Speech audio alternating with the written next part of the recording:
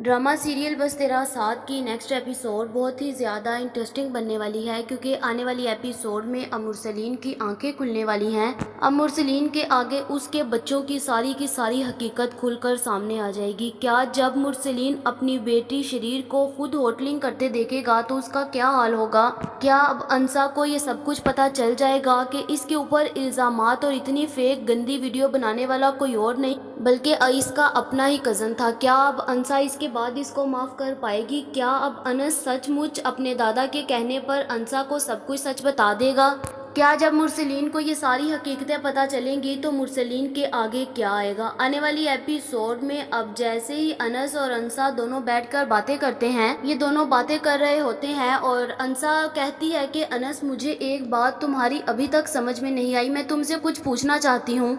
अनस उसे कहता है कि जी तुम पूछो, तुम इतना डर क्यों रही हो? जहाँ पर अंसा कहती है कि मुझे इस बात की समझ नहीं आई कि तुमने अपना घर क्यों मेरे नाम किया, तुमने कैसे मेरे ऊपर इतना ट्रस्ट कर लिया? तुम्हें इतना ट्रस्ट था, अगर कल को मैं तुम्हें भी इस घर से निकाल दूँ तो फिर तुम्हारा तो ना कोई घर है ना तुम्हारे नाम कोई जायदाद है। जहाँ पर अनस उसी वक्त उठकर चलने लग पड़ता है और अंसा कहती है कि अरे मैं तो ऐसी मजाक कर रही थी, आप कहाँ जा रहे हो? ये आपका ही घर है, मुझे पता है कि ये घर आपका ही है और ये कभी नहीं मैं कहूँगी कि ये घर मेरा है। जहाँ पर अनस कहता है कि मुझे पता है कि तुम कभी भी ऐसा नहीं कर सकती मेरे साथ, और मैं कौन सा जा रहा था, मैं तो जान के बस आपको तंग करने के लिए ऐसे कर रहा था। जहाँ पर अंसा भी खुश हो जाती है और कहती है कि थैंक यू, तुमने मेरे ऊपर इतना ट्रस्ट किया। जहाँ पर ये लोग अभी ये बातें कर ही रहे होते हैं कि ऊपर से डिप्टी कमिश्नर सिद्दीकी साहब की कॉल आ जाती है और वो अंसा से कहता है कि अंसा, अगर आप लोगों से हो सके तो एक दफ़ा आ सकते हो, क्योंकि हमें वो मुजरिम का थोड़ा सा सबूत मिला है और पता चला है कि ये सब कुछ करवाने वाला कौन था, और मैं चाहता हूँ कि आप लोग भी आओ ताकि हम लोग सारे का सारा सब कुछ एक दूसरे के सामने करें।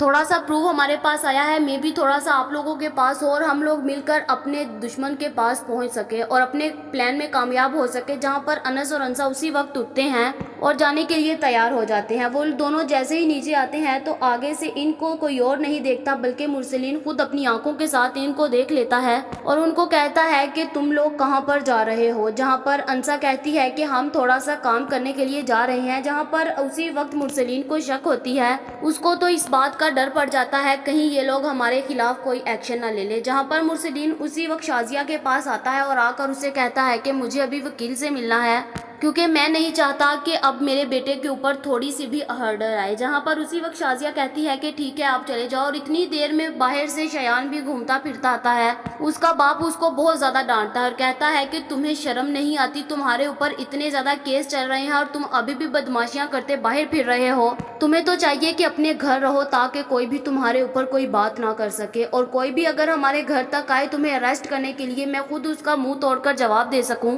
जहां पर शाजिया इसी वक्त मुरसलीन से कहती है कि वो जायदाद का क्या बना? अब आपको पता है कि ये सब कुछ उन्होंने अपने नाम करवा लिया है और कभी भी हमारे नाम नहीं होगा। जहाँ पर मुरसलीन उसे कहता है कि मैं उस थोड़े दिन पहले वकील से मिला था तो वो कह रहे थे कि अब्बाजान ने ये जो जायदाद थी वो सिर्फ और सिर्फ आधा हिस्सा हमारे नाम किया है और आधा अनस के नाम कर दिया है, और अनस ने भी अपना हिस्सा अपने नाम नहीं रहने दिया, इसने भी हक महर में इस लड़की के नाम कर दिया है और उसे लेना हमारे लिए बहुत मुश्किल हो गया है। इसीलिए आज मैंने एक वकील के साथ थोड़ी सी कॉन्फ्रेंस रखी है ताकि मैं उससे मिलूं और उससे बात कर सकूं और पता कर सकूं कि ये सब कुछ हम लोग कैसे ले सकते हैं। जहाँ पर शाजिया इसको कहती है कि ठीक है आप अपना काम करें और जल्दी से इनसे ये जायदाद लें और मैं खुद इनको देख लूंगी। जहाँ पर दूसरी तरफ शयान कहता है कि बाबा जान, मैंने आपको पहले दिन से कहा था कि उस दिन अनस के सर में तो बोतल मार के मैंने इसका सर फोड़ दिया था ना, और अब बारी थी इस लड़की की, इस लड़की को तो वैसे ही मैंने जान से मार देना है। जहाँ पर जैसे ही शयान की ये बात मुरसलीन सुनता है तो उसको कहता है कि खबरदार, अगर तुमने इनके बारे में कुछ और भी सोचा और अगर इनको कुछ भी करने की कोशिश की, तुम्हें नहीं पता कि अभी तुम्हारे ऊपर कितनी हर्डल चल रही हैं और तुम अपने सर पे फिर से एक दफ़ा कुल्हाड़ी मार रहे हो। मैं हूं ना, मैं खुद ही सबको हैंडल कर लूँगा।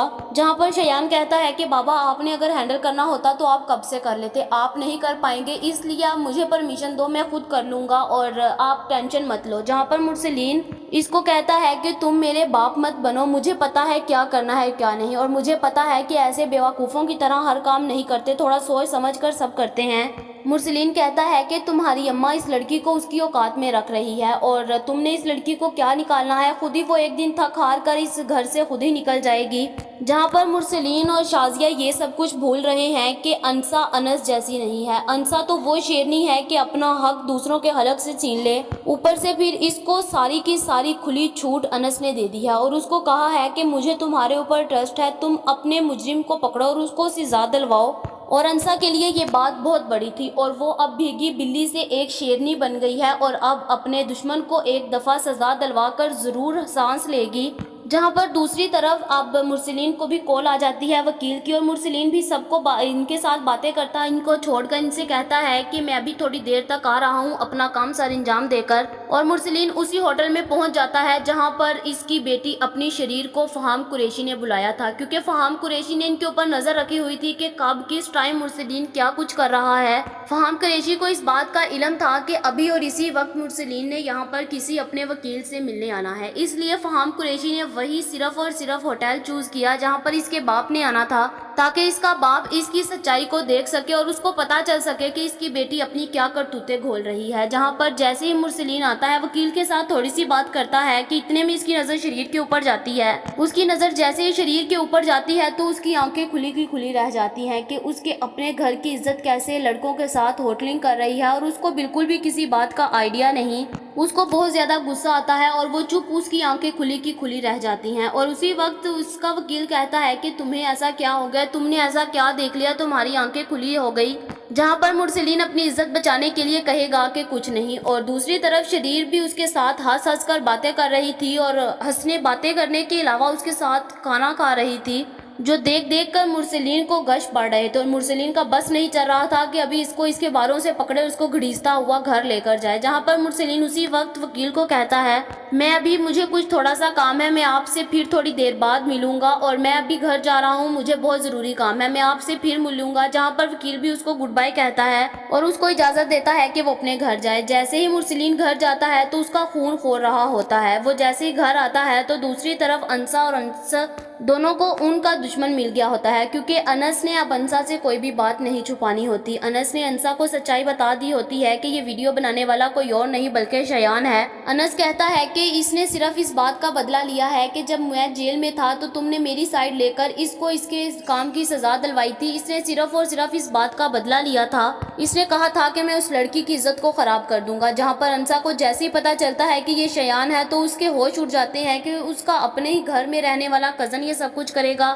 انسا دل میں سوچتی ہے کہ یہ اس قدر گھٹیا غلیظ ہو سکتا ہے، مجھے اس بات کا آئیڈیا نہیں تھا، مجھے تو یہی تھا کہ یہ مطلب اتنا برا ہے، لیکن اس قدر آئیڈیا نہیں تھا کہ یہ بہت برا ہے۔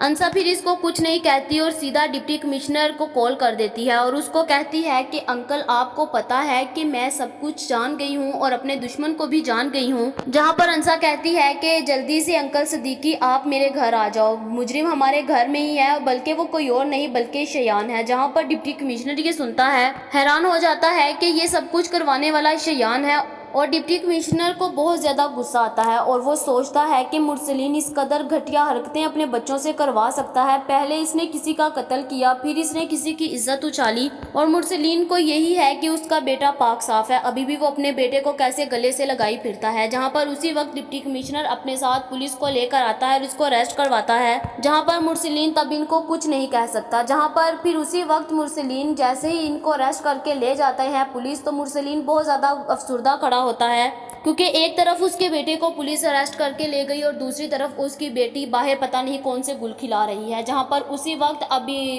یہ باتیں کر رہے ہوتے ہیں کہ اوپر سے شریر آ جاتی ہے۔ مرسلین ایک زوردار تھپڑ شریر کے منہ کے اوپر لگاتا ہے اور اسے کہتا ہے کہ تم یہ بتاؤ کون وہ لڑکا تھا اور تم اس کے ساتھ کیا کر رہی تھی؟ جہاں پر مرسلین کہتا ہے کہ وہ تو فہام قریشی ہے نا، تو تم اس کے ساتھ کیا کر رہی ہو؟ کیونکہ مرسلین فہام قریشی کی حرکتوں کو جانتا ہے، لیکن پھر اس کی آنکھوں کے اوپر پردہ پڑ جاتا ہے۔ اس کی بیٹی کہتی ہے کہ بابا میں اسے محبت کرتی ہوں اور میں اسے شادی کرنا چاہتی ہوں، اور وہ بہت زیادہ امیر ہے، اگر ہم اس کا ساتھ لیں گے تو ہم لوگ اپنے بھائی کو باہر نکلوا سکیں گے۔ اب مجھے تو لگتا ہے کہ مرسلین اب اتنا پیسے کے لالچ میں اندھا ہو جائے گا کہ اس کے اپنی آنکھوں کے آگے پردہ آ جائے گا، وہ اسی گھٹیا انسان کے اوپر فہام کے اوپر ٹرسٹ کر کے اپنی بیٹی کا رشتہ مانگے گا، اور جیسے ہی اب مجھے تو لگتا ہے شریر رشتہ بھیجے گی، آگے سے فہام قریشی بھی کہے گا کہ میں تو تمہارے ساتھ پلے کر رہا تھا، تمہارے بھائی نے میرے بھائی کی صرف اور صرف زندگی کو दाग लगा दिया एक दुश्मनी की खातिर, और अब मैंने तुम्हारे ऊपर ऐसा धब्बा लगाया कि तुम सारी ज़िंदगी किसी को मुंह नहीं दिखा पाओगी, जहाँ पर अब शरीर को एक बहुत ज़ोरदार झटका लगने वाला है।